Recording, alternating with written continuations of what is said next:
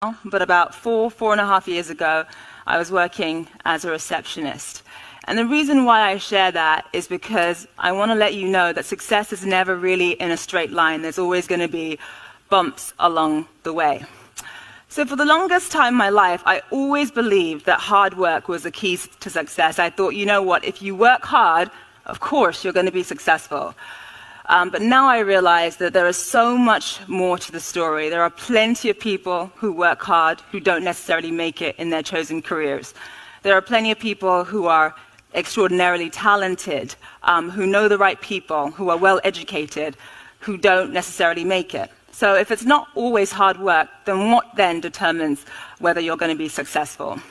As I mentioned, especially after having gone to Oxford, and I went to grad school as well in New York, Columbia, I really believed that up until that point that hard work was the key to being successful.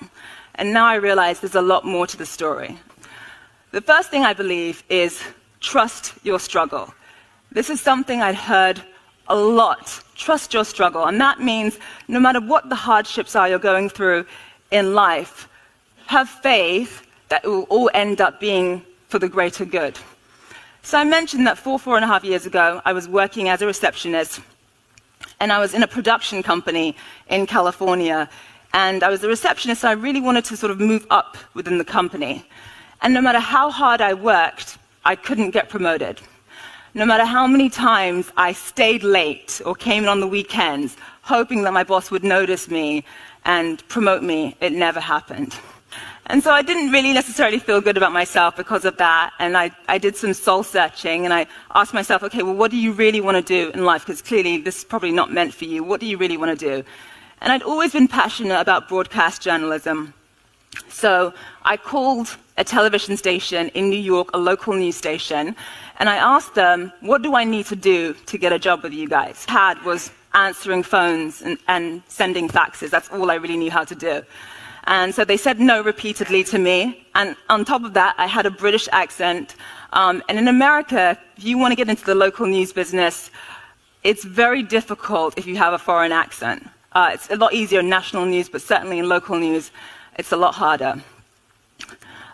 So they said no, and I decided I wasn't going to take no for an answer. So like a reporter, I studied reporters inside out. I studied everything that they did inside out.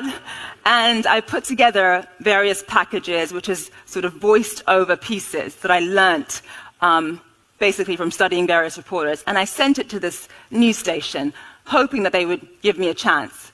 Unfortunately, a lot of these news stations receive thousands of applications, thousands of tapes, so it took them several months to get back to me. And during that time, the recession kicked in and I lost my job. So there I was, no money, no job. So I decided anyway that I was going to move to New York and just hope that this one station would get back to me.